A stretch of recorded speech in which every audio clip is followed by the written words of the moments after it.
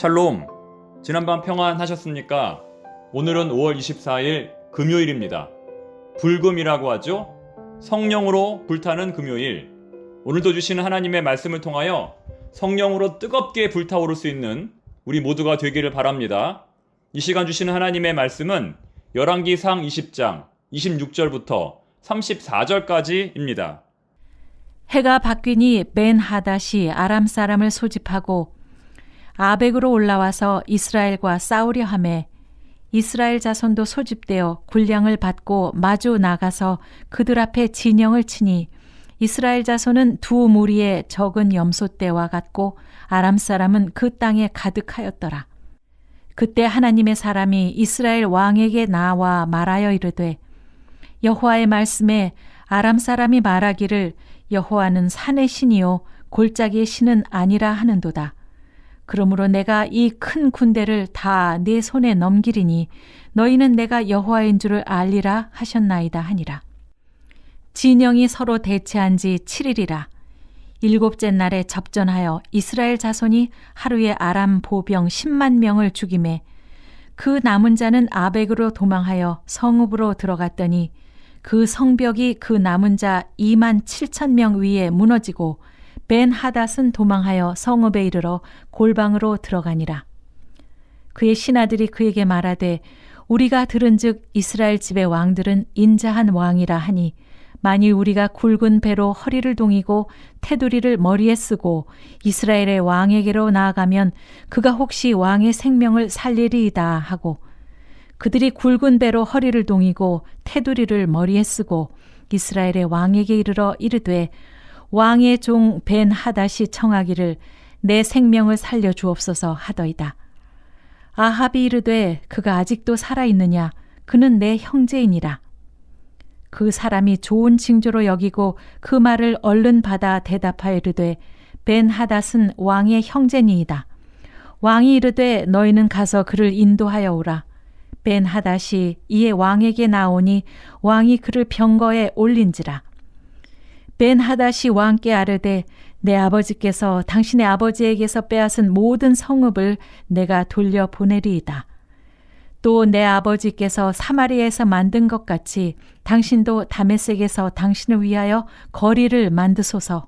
하나님의 위대하심과 아합의 어리석음, 하나님의 위대하심과 아합의 어리석음이라는 제목으로 주의 말씀을 증거하겠습니다. 오늘 본문에는 하나님의 위대하심과 아합의 어리석음이 각각 두 가지씩 나옵니다. 첫 번째, 하나님의 위대하심은 군대의 숫자를 넘어서는 하나님의 전능하신 능력에 관한 것입니다. 본문 26절부터 27절까지의 말씀인데요. 여기에 관련된 성경 구절은 너무나 많습니다. 사무엘상 14장 6절, 사무엘상 17장 45절부터 47절, 시편 24편 8절, 출애굽기 13장 3절부터 5절, 시편 20편 7절부터 9절. 이 말씀들은 모두 전쟁의 승리가 숫자에 있는 것이 아니라 하나님에게 속했다고 말씀합니다. 어제 본문에서도 이스라엘은 불과 7천 명의 병력으로 10만 명의 대군을 무찔렀습니다. 전적인 하나님의 은혜입니다. 인간의 능력으로는 도저히 이길 수 없는 전쟁을 하나님의 능력으로 이긴 것입니다. 오늘 본문에서도 마찬가지입니다. 오늘 본문에는 이스라엘 군대의 숫자가 정확히 기록되어 있지 않습니다. 단지 이렇게 표현되어 있을 뿐입니다. 이스라엘 자손은 두 무리의 적은 염소떼와 같았다.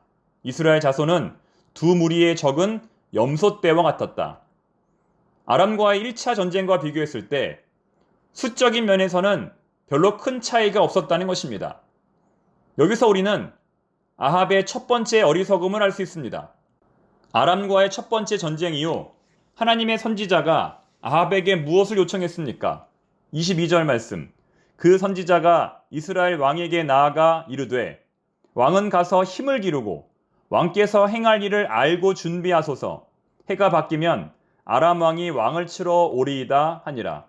이처럼 선지자는 아람 왕이 곧 다시 쳐들어올 터이니 반드시 힘을 기르고 준비를 하라고 분명한 언지를 주었습니다.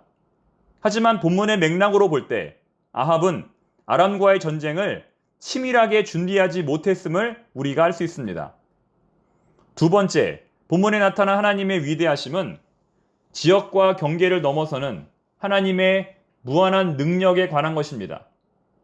첫 번째 전쟁에서 실패한 뒤 아람의 신하들은 패전의 원인을 이렇게 분석했습니다. 그들의 신은 산의 신이므로 그들이 우리보다 강하였거니와 우리가 만일 평지에서 그들과 싸우면 반드시 그들보다 강할지라. 즉, 아람의 신하들은 여호와 하나님을 어떤 지역에서만 한정적으로 능력을 발휘하는 신으로 이해했던 것입니다. 그래서 앞으로는 산이 아니라 평지에서 싸워야 한다고 주장한 것입니다. 오늘의 본문 28절에서도 하나님의 사람이 그들의 말을 인용하여 이렇게 보고합니다. 여호와는 산의 신이요 골짜기의 신은 아니라 하는도다. 그러므로 내가 이 큰 군대를 다 내 손에 넘기리니 너희는 내가 여호와인 줄 알리라 하셨나이다 하니라. 이것이 바로 하나님께서 이 전쟁에 개입하시는 이유입니다. 내가 여호와인 줄 알리라. 내가 여호와인 줄 알리라. 이 말씀이 열왕기상 20장에만 2번이 나옵니다. 13절과 28절에 2번 나옵니다. 다시 말해 하나님은 자신을 일개 지역의 신으로 간주한 아람인들의 무지함을 깨닫게 하고 하나님의 백성으로 부름받았음에도 불구하고 여전히 하나님을 온 우주와 만물의 창조주로 깨닫지 못하는 이스라엘 백성들을 위하여 이 전쟁에 개입하셨다는 것입니다. 그래서 오늘의 본문은 마치 여리고성의 전투를 상기시킵니다. 여호수아 6장에 나오는 여리고성의 전투를 상기시킵니다.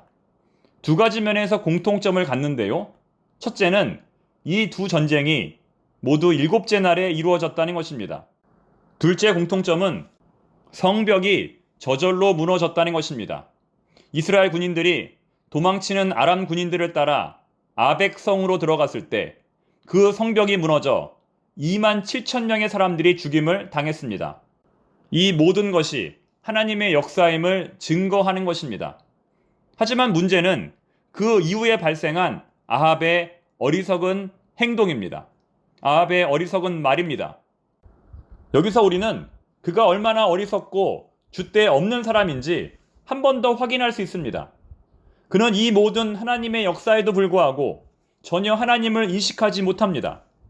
정말 깨닫지 못하는 게 이상할 정도로 하나님의 역사가 확실하게 드러났지만 그는 여전히 우매한 행동을 합니다. 대체 왜 그랬을까요? 아마도 그것은 아합이 솔로몬 같은 생각을 했기 때문일 것입니다. 오직 하나님만 믿고 오직 하나님만을 신뢰하기보다 국가의 발전을 최고의 정책으로 삼고 무슨 일이든지 신앙적으로 타협하려 했기 때문일 것입니다. 열왕기상 서두에서도 말씀드렸지만 아합은 세상 사람들이 보기에는 꽤 괜찮은 왕이었습니다. 왜냐하면 그가 세운 정권이 타 정권에 비해서 안정적이었기 때문입니다. 다시 말해 그는 나라가 부강하고 정권을 안정시킬 수만 있다면 그 어떤 일도 행했다는 것입니다. 그것이 비록 불신앙의 행위였어도 말입니다. 그래서 그는 하나님을 모독하고 자신을 조롱했던 아람의 왕 벤하닷조차 하나님의 이름으로 징계하지 아니하고 마치 자신의 동력자인 것처럼 그를 용서하고 반갑게 맞이했던 것입니다. 벤하닷과의 원만한 관계에서 얻어질 정치적, 경제적 유익을 고려했던 것입니다. 그 결과 그는 벤하닷으로부터는 여러 가지 국가적인 이익을 얻어냈을지는 모르겠지만 하나님으로부터는 영원히 돌이킬 수 없는 심판의 길을 걸어가게 됩니다. 하나님은 그가 민수기 25장에 나오는 비느하스처럼 하나님의 분노로 분노하고 하나님의 질투로 질투하는 하나님의 사람이 되기를 원했지만 그는 그 길을 원치 않았던 것입니다. 여러분, 우리도 마찬가지입니다. 어제도 선택에 관한 말씀을 드렸는데요. 우리의 인생은 끊임없는 선택의 과정입니다. 하나님을 기쁘시게 할 것인가? 사람을 기쁘게 할 것인가? 하나님을 두려워할 것인가? 사람을 두려워할 것인가? 바라기는 우리 모두 하나님의 분노로 분노하고 하나님의 질투로 질투했던 비느하스와 같은 믿음의 길을 걸어갈 수 있기를 바랍니다. 잠시 잠깐의 세상적 유익에 눈이 멀어 불신앙의 길을 걸어갔던 아합의 전철을 밟지 않기를 바랍니다. 기도하겠습니다. 하나님 아버지, 오늘 주시는 말씀을 통하여 저희들은 다시 한번 험한 세상 속에서도 믿음의 길을 걸어갈 것을 다짐합니다. 어떤 길이 믿음의 길인지 분별할 수 있도록 지혜를 더하여 주시옵소서. 잘 안 될 때 사람과 다투지 말고 하나님께 먼저 엎드려 기도하게 하옵소서. 일이 해결되지 않는 것으로 답답해하지 말고 기도하지 못하는 것으로 인해 답답해하게 하옵소서. 주의 전에 올라가 기도할 때에, 골방에 들어가 기도할 때에 한없는 하나님의 도우심과 능력을 경험하게 하옵소서. 무릎 꿇고 기도하는 그 시간이 우리 인생에서 가장 행복한 시간이 되게 하옵소서. 오늘 저녁에 있을 금요 기도회 가운데 함께 하시고 나오지 못하는 교우들 각자의 자리에서 주님과 교제하게 하옵소서. 예수님의 이름으로 기도드립니다. 아멘.